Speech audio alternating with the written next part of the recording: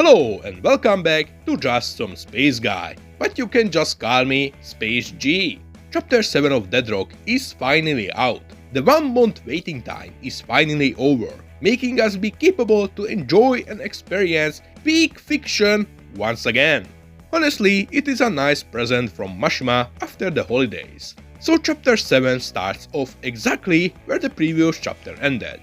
Yakuto told everyone his sad backstory in hopes that they will follow along with his plans in killing God. For the most part it worked because it made Honey cry and get all emotional. Honey got touched by Yakuto's sad backstory, making him join with his plans. This truly shows that Honey is one of the few characters in Deadrock who has a good heart. He might be weird, but he definitely isn't evil or rotten like many of the other characters are. Honey is truly a friend everyone needs in their life. But unlike Honey and Freyr, who are true bros, the other members of Class F aren't so open about helping Yakuto. Raizen, as previously, refused to help. However, there's a slight change in his tone compared to the previous times. I think he slowly starts to relate to Yakuto, what eventually might lead to him joining Yakuto in the future. But Raizen isn't the only one who still refuses to follow Yakuto. Mikoto as well revealed that she isn't giving her approval either. Mikoto is skeptical whether Yakuto told the truth or not, but I slightly agree with. Yakuto is a type of character who was shown to emotionally manipulate others around him to try getting what he wants. Yakuto could still be lying just to get them on his side. The backstory he said could be made up or simply wasn't the whole picture. Whatever is the case, Mikoto was shown to be capable to see through Yakuto previously, and I think her being skeptical is a sign that Yakuto is definitely still hiding something. With Mikoto and Raizen refusing to help out Yakuto, Freyr asks Hien, and Hien gives one of the coldest lines so far in Deadrock. If you are planning to kill God, you'll stay right by God's side. Like, I know Hien has ice powers and shit, but this is even called for him. Bro truly doesn't give a fuck. Like, Yakuto straight up saved his ass in the anthell and he's shown zero fucks of gratitude since. Like, bruh! Hien is an ungrateful dog. Bro is so cold that Neptune asked for his number. But Hien doesn't stop here. He doesn't. He has to violate Yakuto even more. There is no way you can win against God. So he doesn't just say, fuck you, I'm not helping you, and I'm even willing to help God. But he even calls Yakuto a bum by saying he ain't built for this. Hien wasn't capable to harm Yakuto like 2 chapters ago, but this rose definitely left some emotional damage on Yakuto. Outside the classroom, Saru is standing by and listening to what they are talking about. Seems like he didn't left. I have this feeling that Saru might become a major character later on in the story, like a mentor who might help them out indirectly or straight up directly. I think he might have some type of beef with God himself, so he will join Yakuto. Having a teacher on their side will definitely be a great help. But after all the roasting Yakuto received, the 3 of them finally departed for the library, searching for the book what has got weakness. And oh boy, Mashima cooked again! Mashima just keep making banger after banger designs for location in Deadrock. Just the entrance for the library alone looks so cool. Mashima is truly putting efforts into Deadrock. But the entrance isn't the only thing what looks cool. The library behind the gates also looks amazing. I fully respect Mashima for coming up with so many great designs for locations in Deadrock.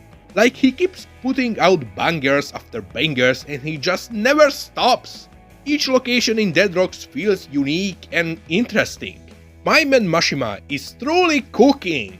Like, even if someone wouldn't be interested in Deadrock's story and characters, the world building alone is so interesting and good that it might pull people in. The Kugar finally made her appearance, again. But this time, it isn't just a short cameo at the end of the chapter. No. She is finally fully here. and her name is Zelecia, Black Wizard Roots. Her name and roots is clearly a reference to Zeref.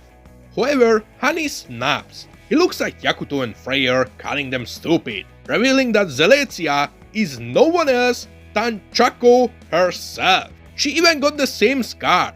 Like, some people were already theorizing that they might be the same people, but honestly, I never thought that this is true. I am just as much shocked that the theory came true as Yakuto and Freyr are shocked that Zelecia is their own classmate. But I ain't gonna lie, Chako turning into such baddie will definitely make some people like her more.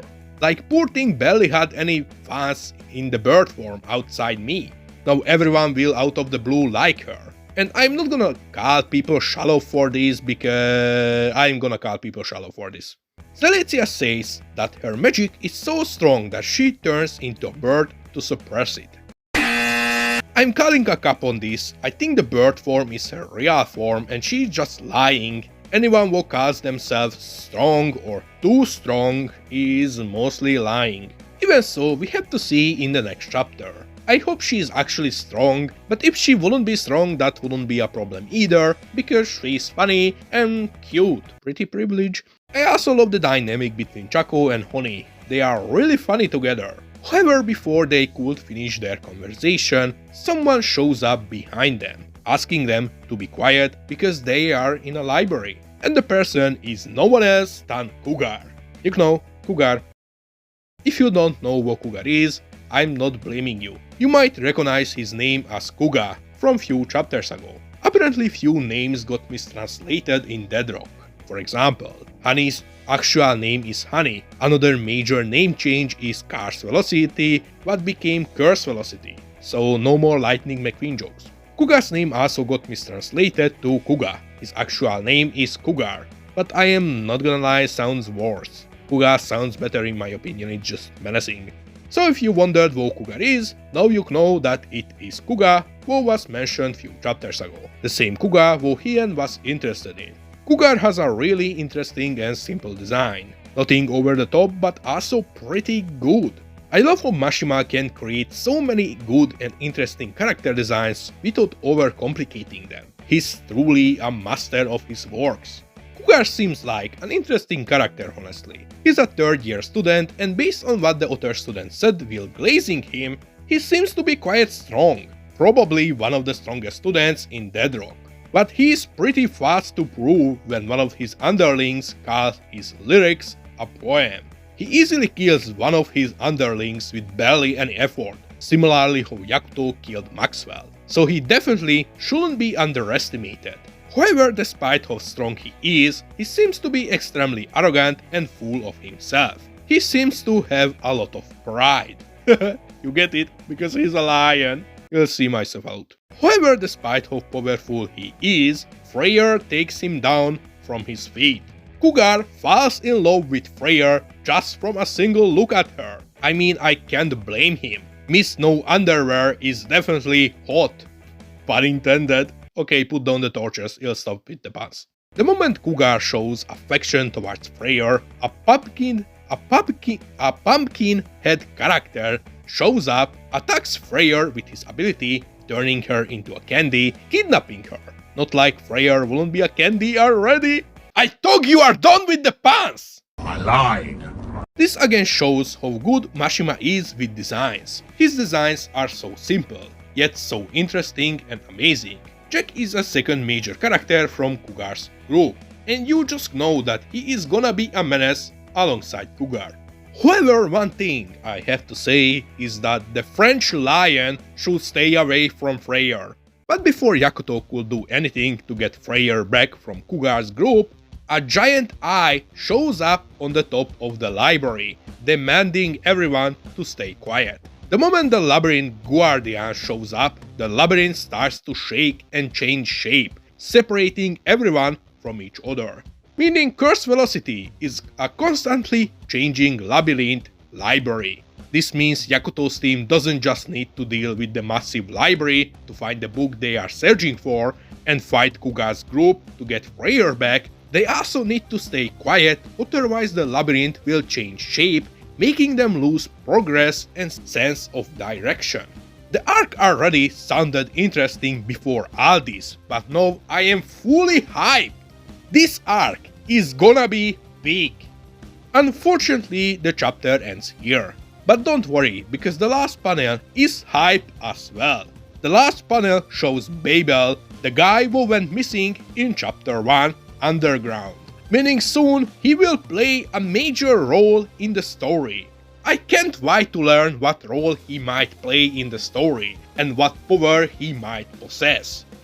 This chapter was shorter than usually, only 29 pages. Mashima probably catch up to himself, so I'm kinda worried. Honestly, I wouldn't mind if he would put out only 29 page long chapters instead of 40, just so he wouldn't overwork himself with all the different projects he has. Regardless how short the chapter was, it was truly amazing. We got more world building, we got 2 mysterious characters finally introduced in the story, and we had a great setup for the next chapter. Deadrock is truly goated, and I can't wait for the next chapter. But what do you think? How did you like this chapter? Please let me know in the comment section below. This was Space G, don't forget to subscribe, and see you guys in space. Bye!